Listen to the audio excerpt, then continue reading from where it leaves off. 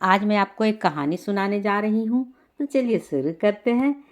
हुआ यूं कि अकबर के राज का ही एक व्यापारी किसी काम से कुछ दिनों के लिए परदेश से बाहर गया हुआ था। जब अपना काम खत्म करके वह घर पहुंचा तो उसे अपनी पूरी तिजोरी खाली मिली। तिजोरी से पैसे, जेवर, सभी कीमती चीजें गायब थी। एक झटके में उसकी सारी मेहनत की कमाई चोरी हो चुकी है। व्यापारी के घर पर 5 नौकर काम करते थे और वे सभी उसके घर पर ही रहते थे। व्यापारी ने तुरंत सारे नौकरों को आवाज़ लगाई। व्यापारी की आवाज़ सुनकर सारे नौकर उसके सामने खड़े हो गए। व्यापारी ने उनसे पूछा, तुम लोगों के होते हुए घर में इतनी बड़ी चोरी कैसे हो गई? जब चोर आकर मेरी तिजोरी साफ कर रहा था तब तुम सब कहाँ थे? उनमें से एक नौकर ने जवाब दिया, मालिक, हमें पता ही नहीं चला ये चोरी कब हुई। हम सभी सो रहे थे। इतने में व्यापारी गुस्से में आग बबूला हो गया और कहने लगा, मुझे लगता है कि ये चोरी तुम पांचों में से किसी एक ने ही की है। चलो अब तुम्हारा हिसाब बादशाह अकबर करेंगे। इसके बाद व्यापारी अपने सभी 5 नौकर को लेकर अकबर के महल में पहुंच गया। उस समय अकबर दरबार में जनता की समस्या सुन रहे थे। तभी वहां व्यापारी भी अपना समस्या लेकर पहुंच गया। व्यापारी ने कहा, हुजूर, न्याय कीजिए।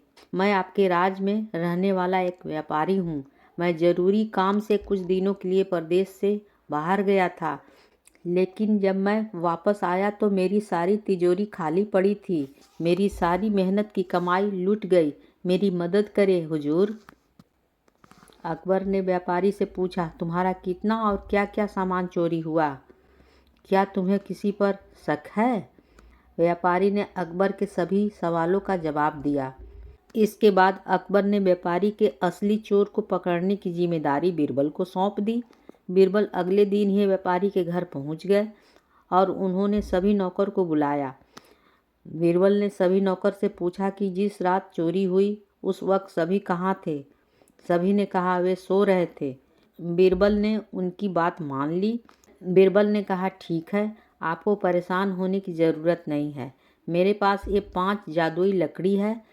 मैं आप सभी को एक एक लकड़ी दूंगा और जो भी असली चोर होगा उसकी लकड़ी आज रात 2 इंच लंबी हो जाएगी। इसी तरह से चोर पकड़ा जाएगा। इतना कहकर बीरबल ने सबको एक एक लकड़ी दी और वहां से चले गए।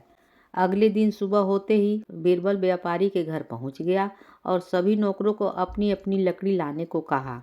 बीरबल ने जब सभी की लकड़ियां देखी तो एक नौकर की लकड़ी 2 इंच छोटी थी।